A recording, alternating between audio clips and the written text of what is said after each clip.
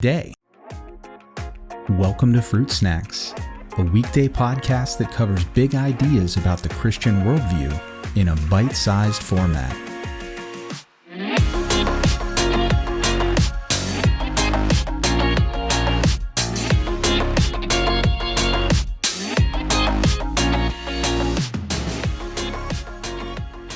Hey everyone, this week on Fruit Snacks, we're going to continue with the other side of the coin, so to speak, about spiritual beings. We covered the good guys, the cherubim, seraphim, the divine council, God's holy ones, his assembly, and angels last week. And this week, we're going to look at the bad guys. And this is just like the last week's episodes, more of a complex environment and hierarchy than maybe most Christians believe, because we tend to collapse all of the spiritual evil into basically two categories, Satan and demons, which are by many considered to be fallen angels. And we're going to take a look at all of that this week, and we're going to look at some other groups that frankly are major players in the evil side of the spiritual realm that get pretty much ignored. And I think that's a mistake. And so we're actually going to look at that group today. So in last week's episode on Monday, I believe, we talked about God's divine council, his assembly, his holy ones.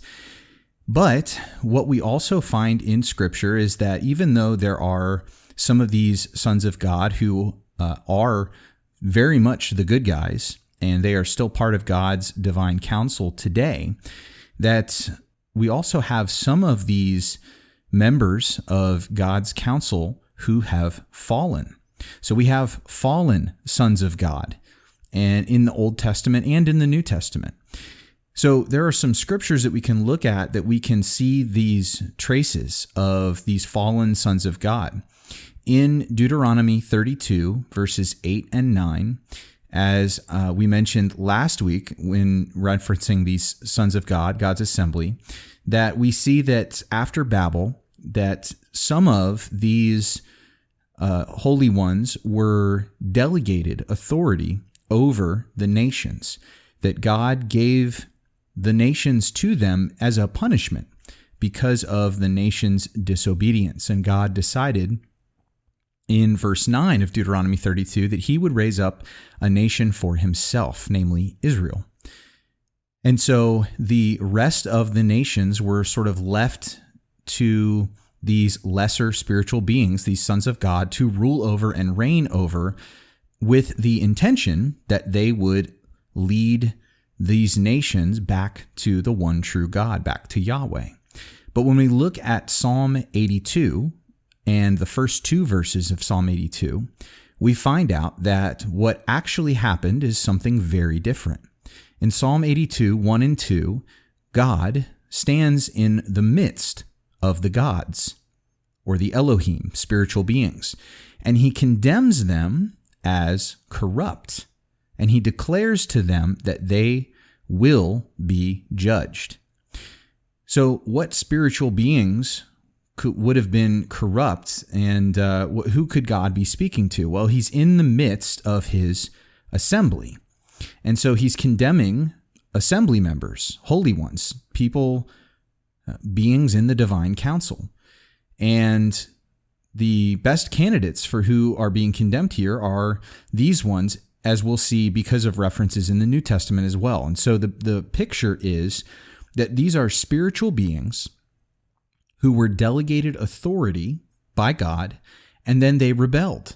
And as Psalm 82 puts it, they basically began accepting worship for themselves rather than pointing people to Yahweh, and they became the gods of the nations, which are spoken about in places like Deuteronomy 29:18, Jeremiah 44:8, and even in places like Daniel chapter 10, where if you'll recall, in Daniel 10, an angelic messenger comes to Daniel to deliver a message, but he explains to him that he would have come sooner, but he was delayed. He was bound by the prince of Persia.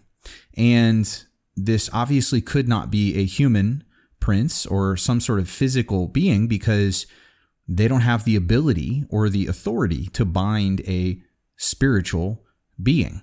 And so the best candidate is that we're talking about a spiritual being who has authority over the nation of Persia, which is exactly the word picture that we get in Deuteronomy 32 when God delegates national authority to these beings.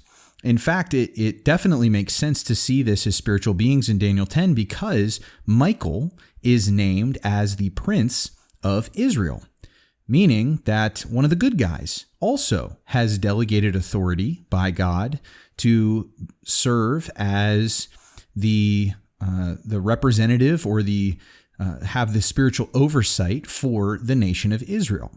And so if Michael is a spiritual being and he's called the Prince of Israel, then it makes sense to view the Prince of Persia, the Prince of Babylon, all these other princes that are named in the same passage as likewise being spiritual beings, except they're evil.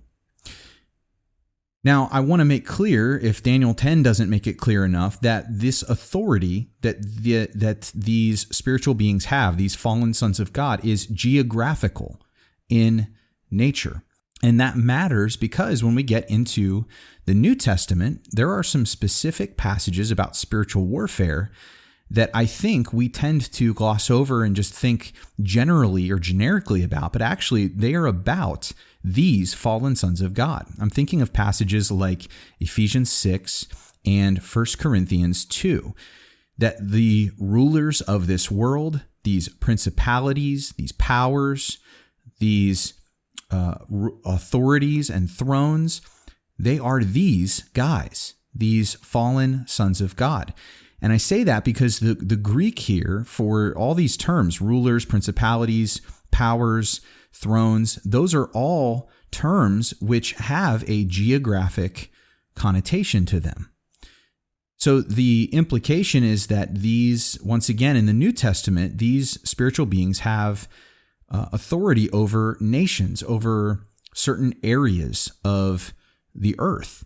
And so that when it comes to spiritual warfare, that on the national level, when you see spiritual warfare, when you see nations being moved toward just irrational evil and moving away from God, it's not really, I think, properly biblical to think in demonic terms. I think that when it comes to which kind of spiritual beings among the bad guys have the authority to influence entire nations and to move them away from God, the best candidate would be these fallen sons of God, not demons. And so in the New Testament, an interesting tie-in as we wrap up is that we, as believers, are referred to as sons of God. That's a term that only applies in the Old Testament to these spiritual beings, God's assembly, good and bad, and certain individuals like the kings of Israel. But in the New Testament, believers, all believers, are referred to as the sons and daughters of God, which means that in the kingdom to come, God intends to replace these fallen sons of God with you and me, that we are going to take their place as the family rulers, those with the highest authority outside of God himself in the kingdom, which is pretty incredible to think about. So I want you to be aware of this group in the spiritual realm, but also to be encouraged that not only has God ultimately defeated them, but that you and I will take their place someday. And that's a pretty cool thought. So join me for the rest of the episodes this week as we dive into other spiritual beings on the evil side of the spectrum.